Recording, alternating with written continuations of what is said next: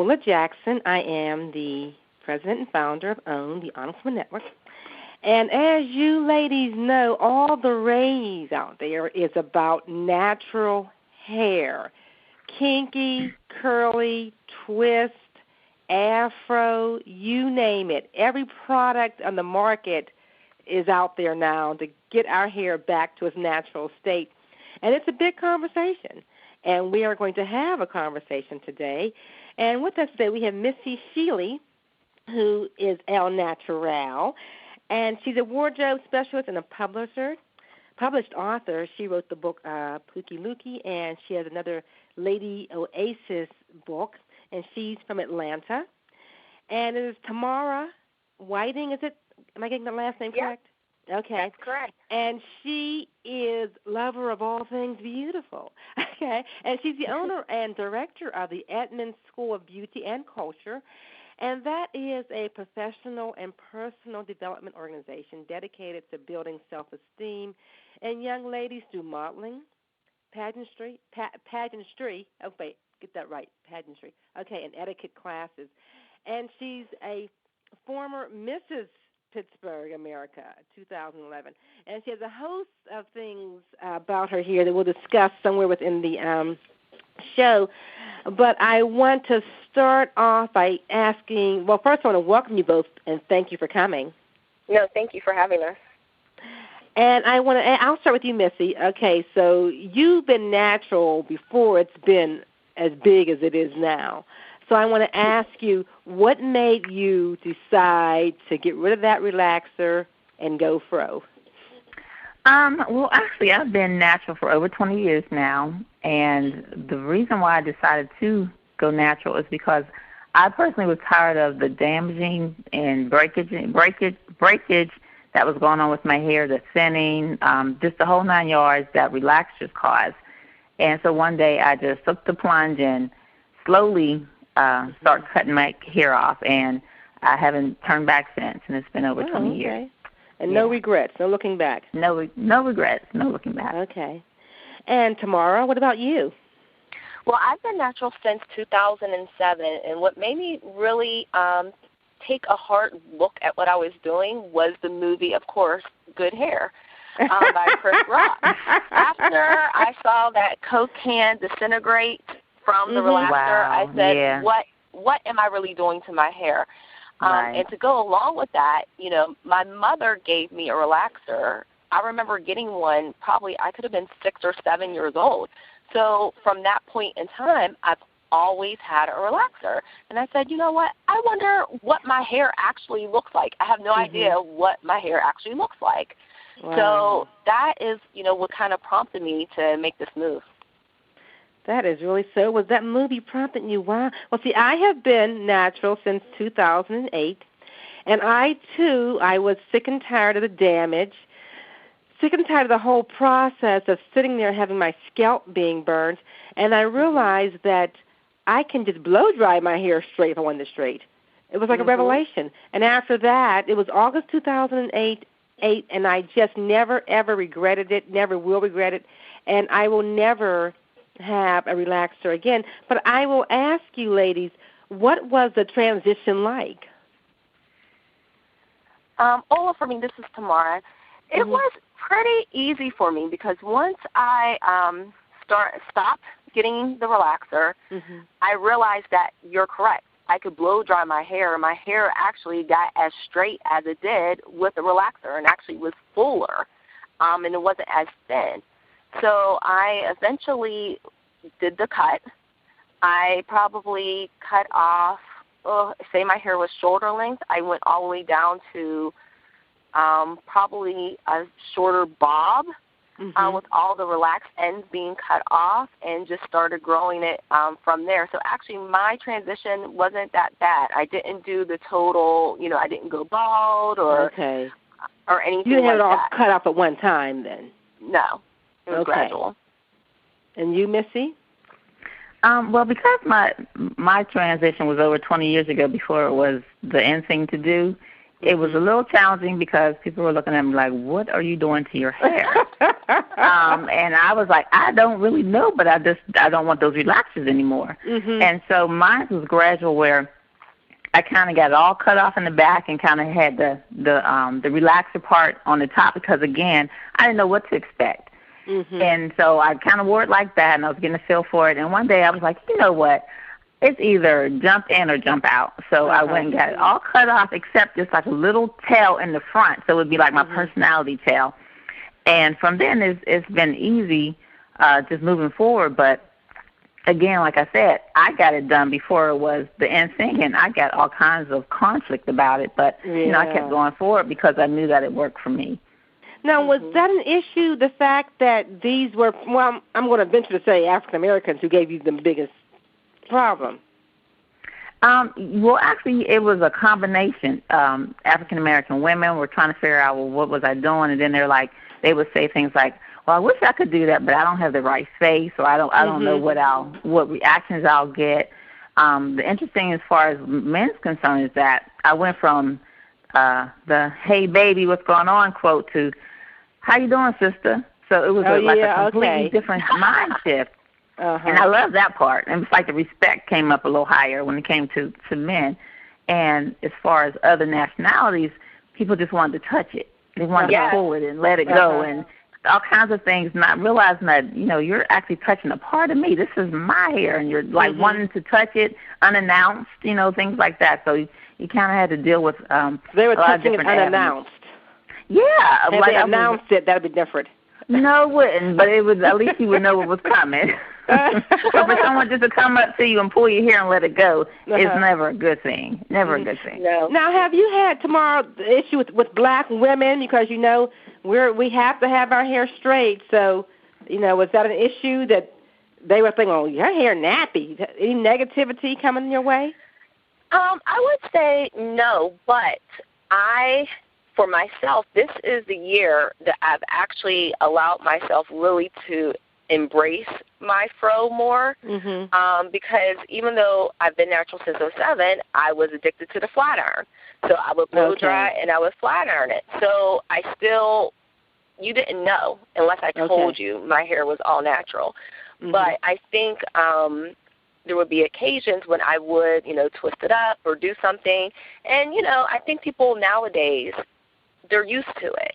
So I really didn't get any flack from it. I did get a lot of reactions from men, and it wasn't like the "Hey sister," but they love it. You know, I think it's almost the opposite now. Men are embracing, or people I said in general, but men are embracing women that are making a choice to be natural versus and that I have to they're say, like anti-weave. It surprises me because I have found that as much as women tend to think that men love longer hair, and there are those who do, there are a lot of men who do not like hair weaves. Oh, no. They do not. I have had men tell me, I've had in total disgust when they talk about how much they do not like women in hair weaves. And women tend to think quite the opposite. And I've seen women look more confident, as if they felt that because their hair was longer and straighter, they had the weave, their behavior was as if they really felt that hair did look better.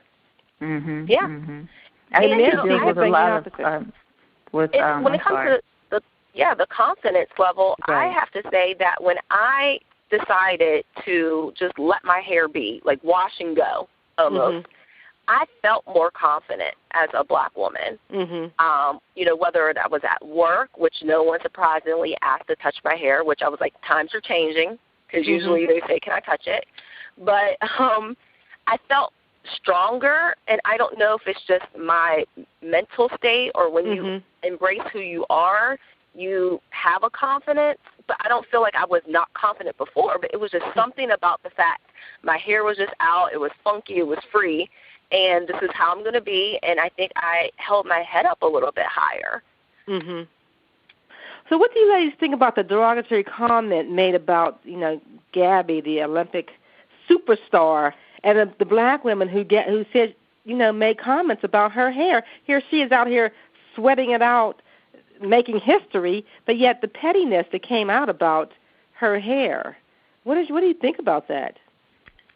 This is Missy. I think for the most part it just shows that we really, really have a long way to go. A long way to go because the focus on something so minute as her hair when she's winning the gold says a lot or says a little about the comments that she was getting as far as the people who were giving her those comments. So we have a long way to go when it comes to the confidence and the support of ourselves. And I think, too, that's a part of self-hatred that went on with her, with how they aimed it at her, because we're so insecure about our hair and have been made to feel that way and have accepted it, that when they saw her hair, those derogatory comments came out. It's almost like a skin color issue and the hair issue, they run neck and neck. But what advice would you give to a woman wanting to make that change but don't know how? Because it's not easy to make that change, not only mentally, but just the whole process of doing it. This is Tamara. I think what the advice I would give is research styles and find what works for you, because there are so many different things that you can do with your hair. So whether you want to be natural and you want to blow dry and flat iron it, that's great. Your hair's still going to be healthier. I mean, that's, I think, the bottom line. You want healthy hair. Do that, or, twist it or braid it and let the braids out if you want a curly look. Research some products, get advice from other people, see what they're doing. So there's a style that will work for everyone. It's not, you don't have to have the big afro, or you don't have to, shave it all the way down and get a fade. There's a lot of hairstyles on the spectrum. And I've noticed that, too. There's a gamut. I mean, there are so many options, whether you twist it, plait it, dread it, afro, wavy, curly, and there's so many products that it's confusing. One of the questions that one lady asked on Facebook, she wanted to know, what products do you use? Well, this is Missy. For the most part, for myself, I use all natural products. Of course, I use like the almond oil, olive oil, deep conditionings like that. There's several different natural hair products that are out there, and you kind of don't want to become a product junkie, but I have been a product junkie because it's been so long. But if you can contact some of the places after you do your research and read the ingredients and read the testimonies and even the things that they have available on YouTube, if you can maybe contact the company and see if they have sample sizes where you won't indulge in a full product, and then that way you can at least get a test run and see which product would be best for your hair. But for the most part, if you stay in the natural realm, then you should have good results. But everyone's hair texture is different too, so you just got to find what works for you. You got to find the moisturizer. You got to find the balance that works for you, and kind of go for there. So it's going to be a process. It's not easy. I mean, for me, it's still not easy because you still have challenges as far as with your hair may be more drier one month than it is the next month for whatever reason. Maybe I'm not drinking enough water, or things change all the time. So you kind of just also too, our hair has different textures on different areas in our hair too. That makes it a challenge. Definitely. You may have nappy in the back, curly in the middle, kinky in the front, semi-kinky, curly on the side. Right, exactly. So you kind of got to play around with it and kind of go from there. But it's just a journey. It's not going to stop. It's going to be a constant. So you have to. Are you feeling? I'm sorry, Tamara. Go ahead. No, that was. I'm sorry. Now, are you feeling good about the fact that there are so many women who are now going natural? Because it's such a rage that so many products know that now, and so many hair salons that it's now. I've never seen anything like it before. I mean, how does that make you feel knowing happy. that? Huh? I mean, I'm extremely happy that people are making the decision to be healthy and to embrace themselves. I mean, because it's healthy hair, but it's also healthy self-esteem at the same time. And the messages that we're sending, instead of, we need to get our kids just for me perms, like, all the time. It's like, let your kids just be free, and this is how you are, and just be happy with yourself. And you're even noticing it more in what I do in modeling. Tell me the last time you saw someone, an African-American woman on television or in an ad without natural hair. They all have curly hair. Gone are the days of, hair weave. I mean, Naomi Campbell's holding on to it. But, I mean, by a thread, it seems. Yeah, it's terrible. But in your advertising, all the women that are getting hired have natural hair. So it's really becoming a way of life, and it's really becoming a part of everyday culture, which is great because that means Caucasians, now everyone is embracing it. So you don't, you don't walk down the street and feel like, is everyone looking at my fro, or, I may be a little bit too funky for work. It's in corporate America now. People are embracing it, so it's great. Now, that's a good point. I'll use that in closing. How do you take that into corporate America? Because people, quite conservative. We're doing a story that's coming out called Curly Girl in a Corporate World, and she's talking about her experience. So what do you say to folks who are just a little uncomfortable taking their natural hair into corporate America? Well, I would like to say that it's who you are. I think we kind of get caught up in the stereotype of what we're supposed to be doing, how we're supposed to be looking, and all that. But it's who you are. If all the relaxers and all the weaves are suddenly to disappear, this is who you are. So it has to get to a point where you have to accept who you are, and that's just it. And corporate is going to have to adjust, and wherever else you go, they're going to have to adjust because it's who you are. I'm just very excited that finally we as black women have finally said, okay, this is who I am. I'm embracing myself, because you cannot change it. You cannot change it. And that's what gets me excited, and I'm just delighted that we're finally coming up a little bit more with our self-confidence, because it's like it's as if we were in denial of who we are, like you said earlier, the self-hatred and all that, chopping each other down and stuff. It's just really unacceptable. But this is who we are. No one else can be like this. And so, ladies, we ran from it for so long.